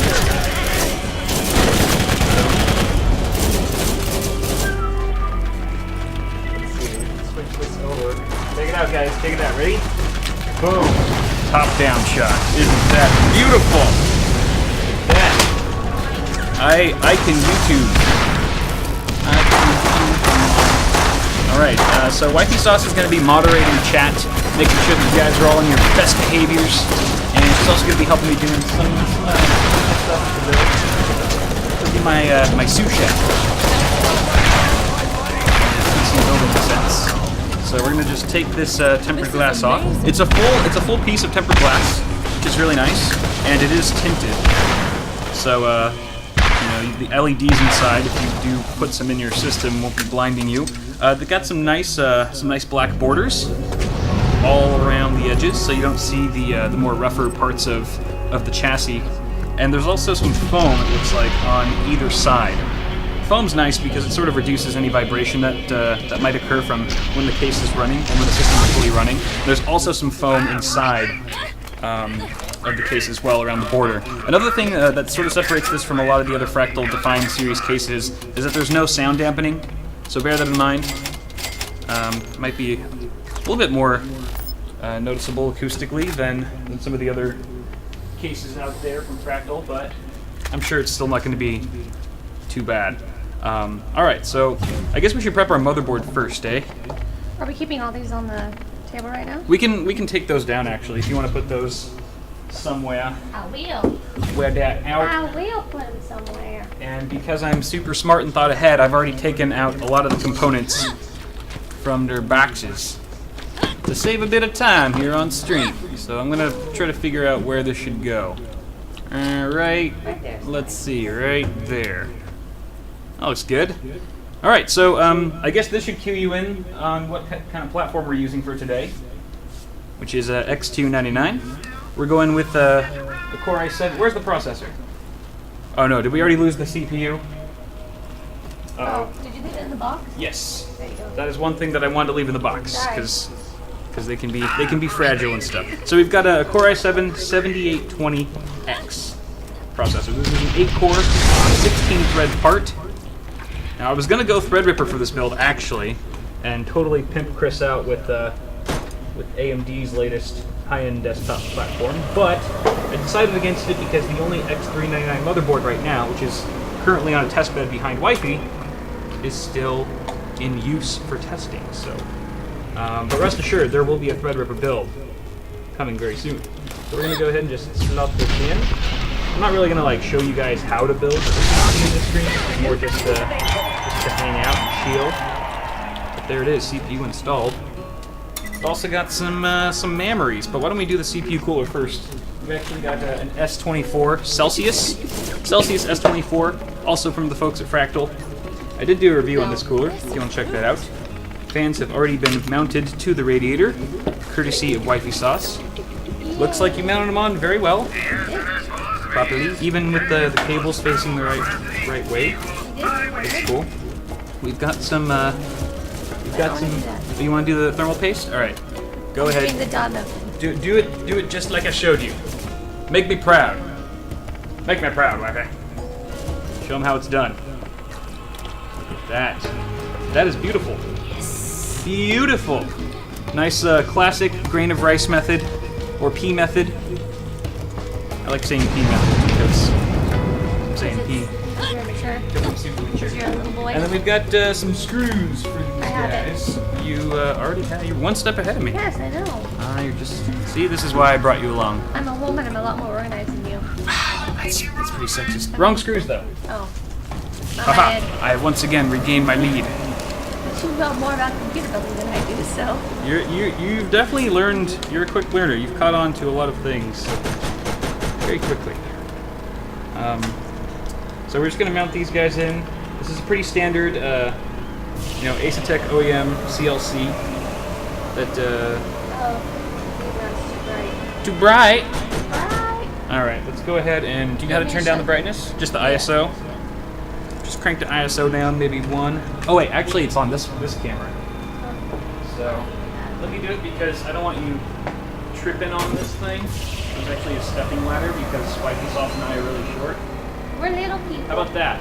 That looks Everything better, you've huh? faced up until now has yeah, been simple. Yeah, it looks better. You're about to face a real challenge in Sledge. Boom. Do not Give you guys a underestimate bit them. more of a Yeah, shot there. it's a little stripey, but That'll do. it's fine. Less stripey. Let's try. Can't really see that much. Oh yeah, that looks way better actually. People liking the change. Zebra. Zebras! So many zebras! What noises do zebras make? Do they sound like horses? Do they neigh like horses do? I've never heard a zebra talk. What does the zebra say? What does the That fox is the say? question. All right. we're gonna go ahead and mount this sucker straight on. Get your mans here. All right. Whether you are killing bad guys, I'll do one too because we can do it at the same time. That way there's even amounts of pressure.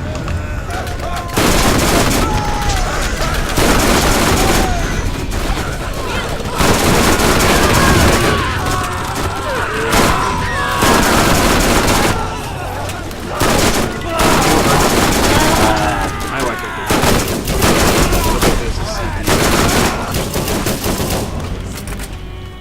Just gotten so good at the festation process. We can put these other pegs away. This is for J1151. What's up? That's what she said. But yes, I'm gonna say that's all our rams, our ramsicles, which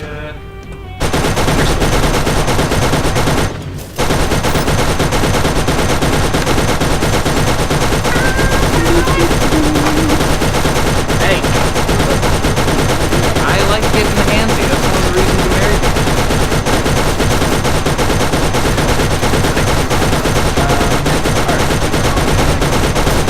all four.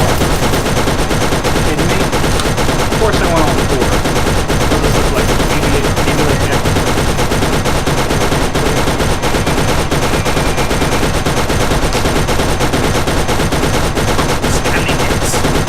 We do what we want on Scallygex. We get the whole MOBA. Alright. This is going in.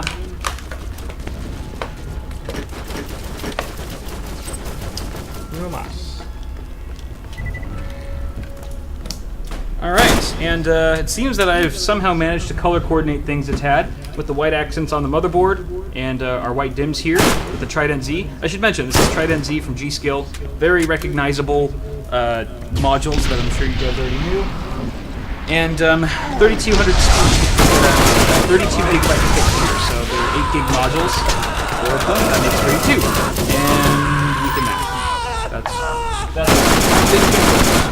so now we can just we can actually mount this in the case. Let's get that Mestrify C over here.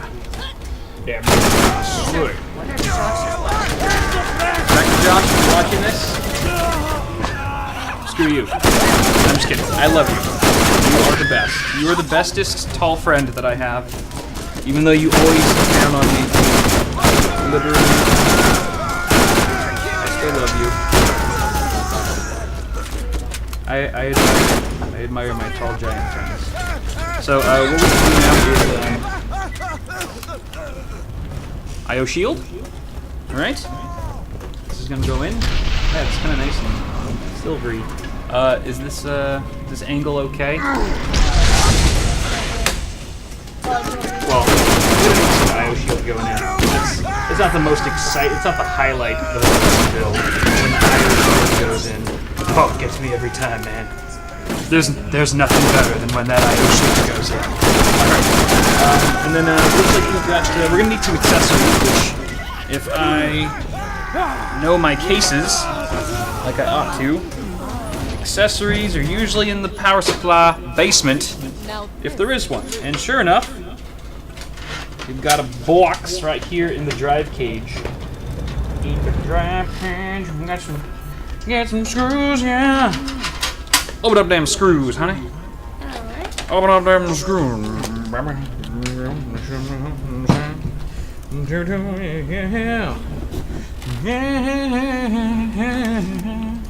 So in case you guys are wondering, while she's getting the screws out, we're using 2 cameras, obviously, both GH4s, in case you were wondering. The one that's right here, and of course the one overhead. The one that's facing us head-on is actually connected to an internal capture card, the Blackmagic Intensity Pro, which is what Paul and I have been using for awesome hardware for a very long time now, so it's very reliable, super high-end. And then this GH4 is actually connected to an Elgato Capture HD external card, which I just bought yesterday. So this is the very first time I'm using it. So far, it seems to be working pretty well. Quality seems alright too, so everything's looking good so far. Knock on all the wood we have. This one is to hopefully see this through to the end of the stream. These look like motherboard screws. These might be motherboard screws. We definitely need standoffs. So standoffs are not pre-installed with the exception of the center one, the little nipple standoff. Little nipple. That helps you mount the board just a bit easier. And we're gonna go ahead and give you the standoff holder. Very important job. Very important job. We actually need the little adapter here. Oh, screwy. Screw in.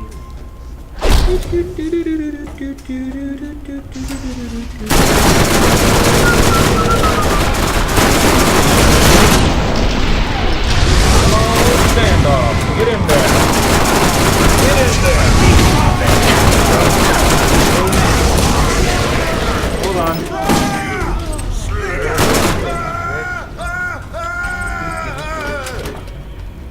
Let's try a different one. I bet you would like to know what that is. The vault is real. What you are holding is the key It's quite a bit lighter, I would say. Simply because it's smaller. Like the materials used, granted the Evolve ATX has a lot of aluminum, but it's much bigger than the Meshify C or the Define C. Even though it's very sturdy, like the side panels and like all the construction and stuff is pretty much full steel, so it feels very durable, and there's not very much flex in this case at all. But it's a little bit smaller than the Evolve ATX. Good question. Good questions all around. There are no stupid questions, class. Remember that. I always hated when my teachers would say that. I'd always want to be like, yes, there are stupid questions, especially when they make us stay late. Millennial Dad says he gave you a $5 donation, by the way. Why, thank you. And he says that his wife wants to see me do vlogs. Oh, yeah? Yeah. Well, maybe you should Maybe I start a YouTube channel or something. Yeah. Maybe you should start a YouTube channel. I'd subscribe to you. Well, yeah, I'd have to. You're my wife. I'd never hear the end of it. No, I'd subscribe to you anyway. I'm sure. Okay, some weird fun facts behind the scenes stuff. There's like window washers. We're high Did up. you already see them? No, I haven't yet. But there are window washers that are coming up right now. We're on a pretty high floor. Like, you would die if you jumped out of the window on this floor. So they are going to be coming up this window pretty soon. If we get a good shot of them, I'll turn the camera around so you guys can wave high at the window washers. Hopefully not distract them and make them fall. Wifey Sauce will have a heart attack because she's scared of heights. I'm scared for them. What if they hit out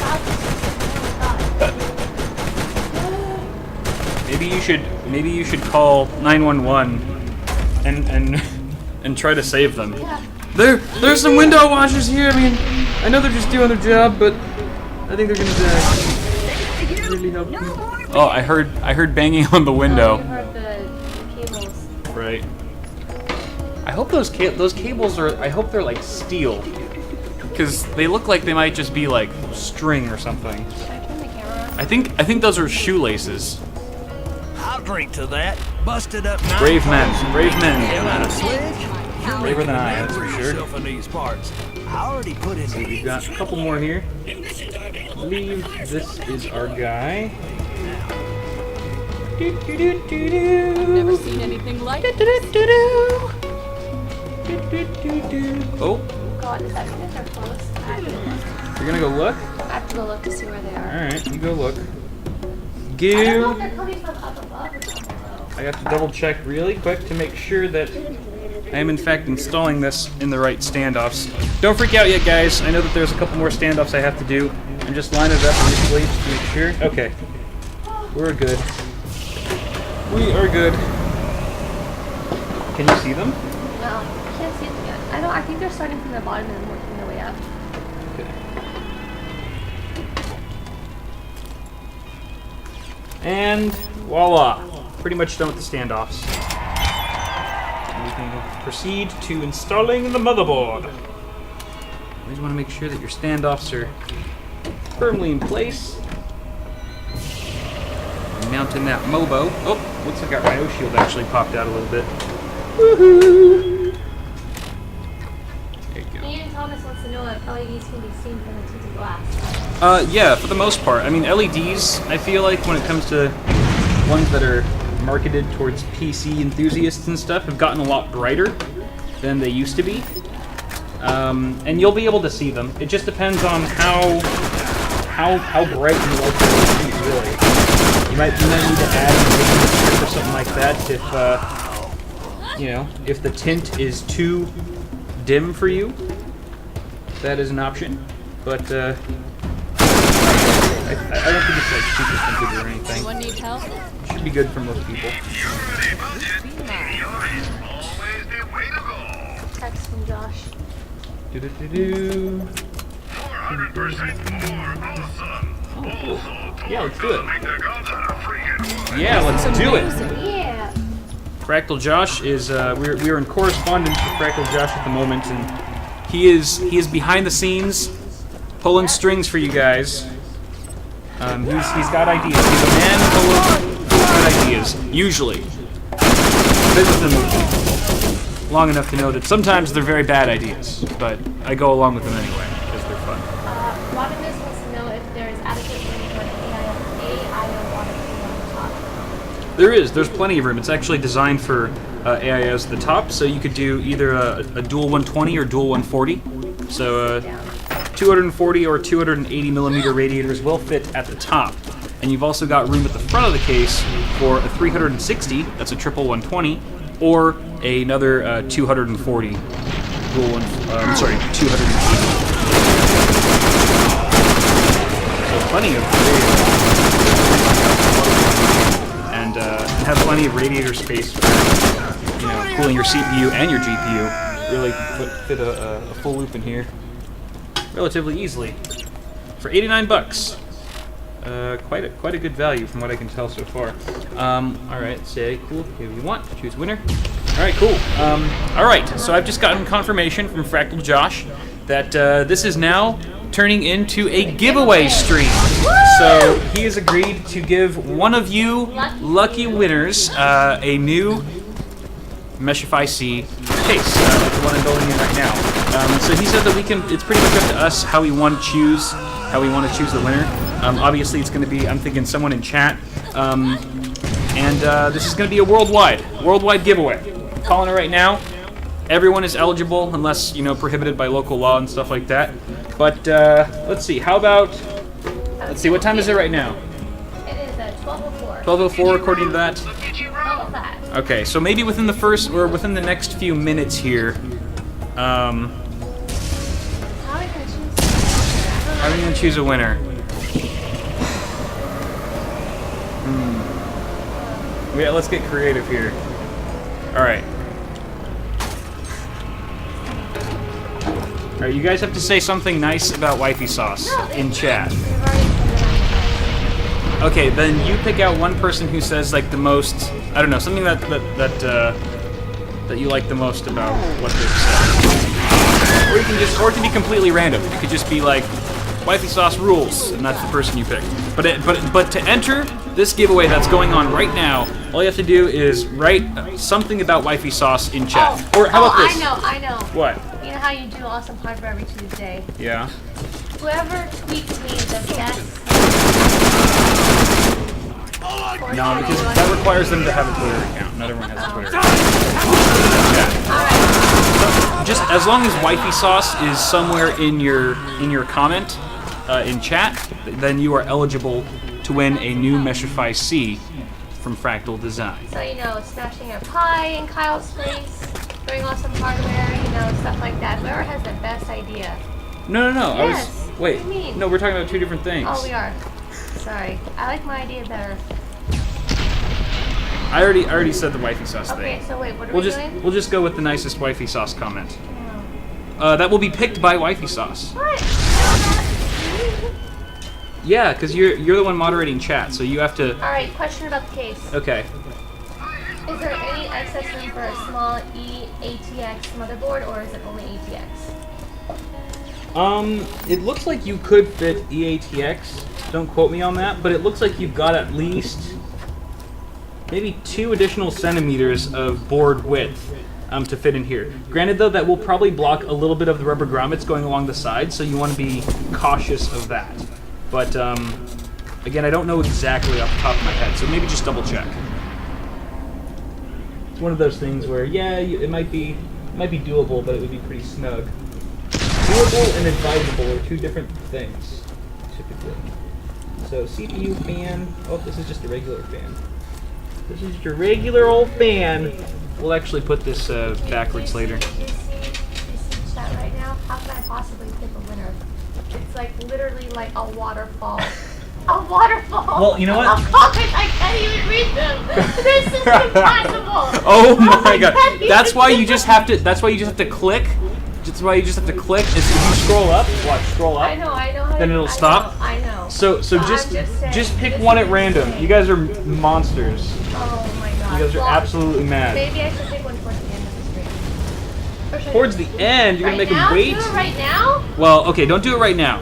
Dear Lord, people. How fast can you die? Well, how many people are watching right now? There's like 4. We have 40. Wow, we have 4,600 people? Almost 5,000 viewers right now. Good lord. Okay, that's right. This is That's cool. Absolutely insane. You guys Well, are crazy.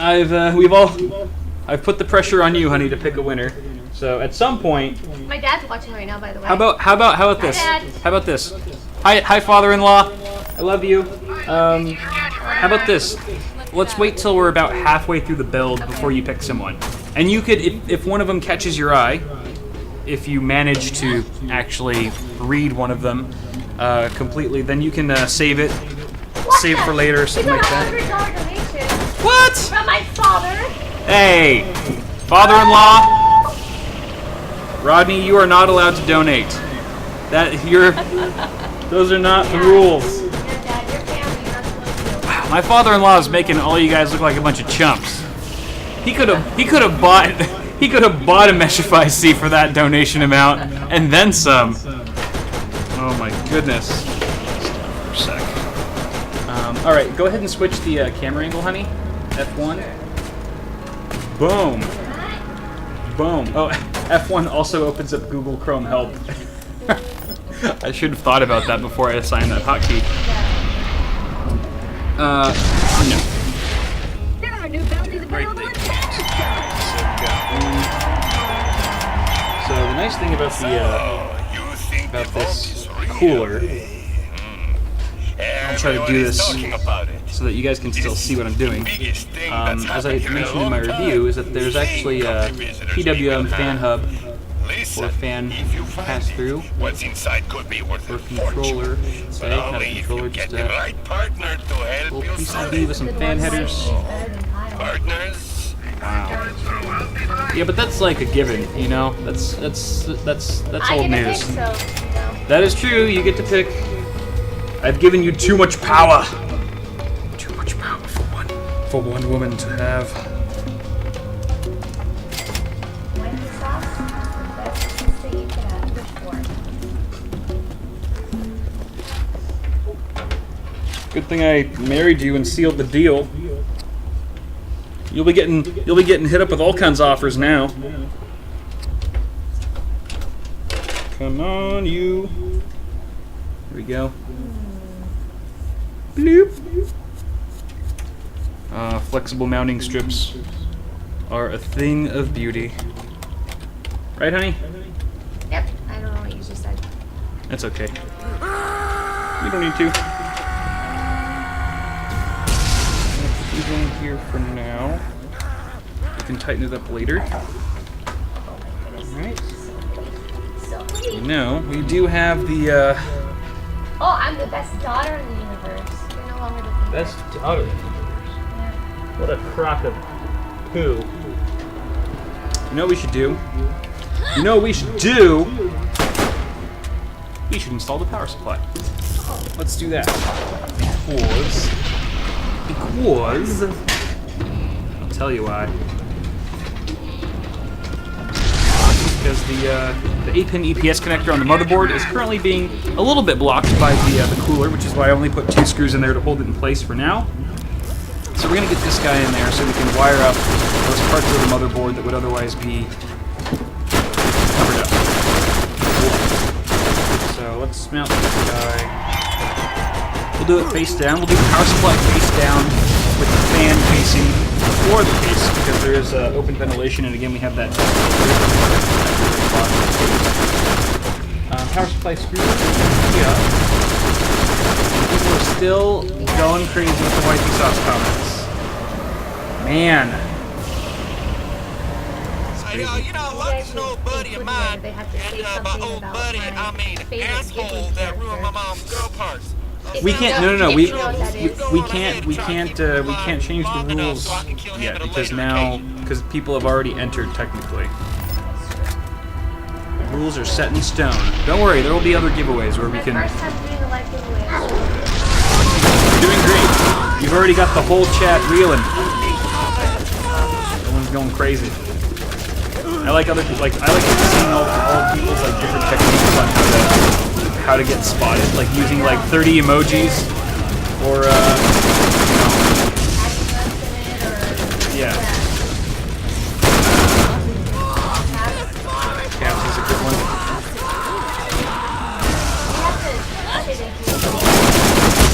Yeah, of course. We do always appreciate Josh is calling. any donation. Oh, there's Josh. There's power supply. Like so. Beautiful. There's plenty of room to spare there too. I've been abandoned during a live stream for another man. I'm not salty at all. Okay. Cool. So now we've got some other stuff here. Here's our 8-pin. Second route through the top. Love the all the grommets in this case. They're very well thought out. And there is one that's plenty big in the top left corner of the case if you're facing it this way, which is perfect for routing things like any fan cables you might have or your 8-pin EPS. So let me go ahead and undo the AIO really quick. What does he want? Oh, we have some very, very good news. Uh-oh. Actually, everyone is going to be very, very happy. Oh, yeah? I should send a big thank you to Fractal Josh. What did he do this Because time? he's giving away a second Metrified seed. What? No, And he so, is not. He said basically, I have to think of something that everyone has to tweet me. You have to send me a tweet. Okay. And I will, whatever I pick, then that person will, the second person will get. Okay, so the first Meshify C will go to anyone who just says your name in chat. My name and a nice name. And then the second Meshify C will go to anyone who has tweeted you something. Like, I don't know what something it nice. is yet, so it could be like my favorite Ghibli character or, how about you tweet me something about your favorite Ghibli movie? So, What if they're not into it? What if they don't even know what that is? I wouldn't even know what that is. It's the contest, you know. You gotta have some little bit of knowledge about anime. For those people who don't even know what that is, you could even just be like, Ghibli is my favoriteest thing ever. Oh, probably won't say that. Wow. You guys have it rough, man. If it was me, I'd just like close my eyes and spin in a circle 10 times and point. Wifey Sauce has some criteria that y'all need to meet. So, how about this? Why don't let's give chat a break. You pick someone in chat. Guys, spam chat right now. Go crazy. Even crazier. I want to see this go light speed. It's going fast already.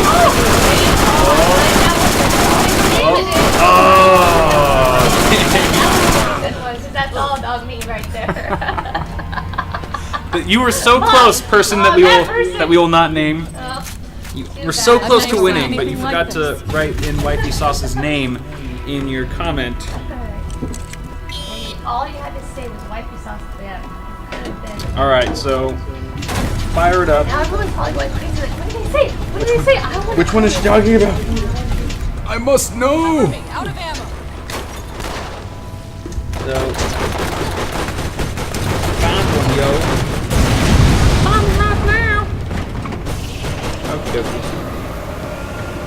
now we can proceed to Now my father's telling me. installing this Oh, I'm permanently. gonna turn him on. Okay, let him know that he's on speaker though.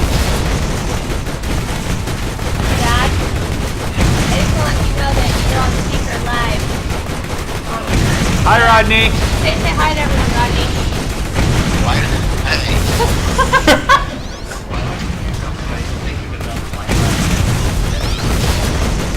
Oh, I like that. No, we already said it the second way. Everyone's already saying you're too late. It is fair. I'm trying, Rodney. I'm trying real hard right now. Yep. You're still live, just so you know. Everyone can hear you. Why, thank you, sir. You sound fantastic. Just so everyone knows, my husband is my dad's favorite child. And my father-in-law is my biggest fan. Yeah, that's it. Hate to break it to all Sorry, y'all. none of you can compare. Yeah, it's, You are the biggest. he's got a portrait of my face, like, in his bedroom. Yeah, the funny part is that my biological son's name is Kyle. That's true, we call him Cal. Hi, Kyle. Hi, Cal. Hi, Kyle. Hi, me. Hi, little me. We gotta get Kyle. Mini me. Have Kyle.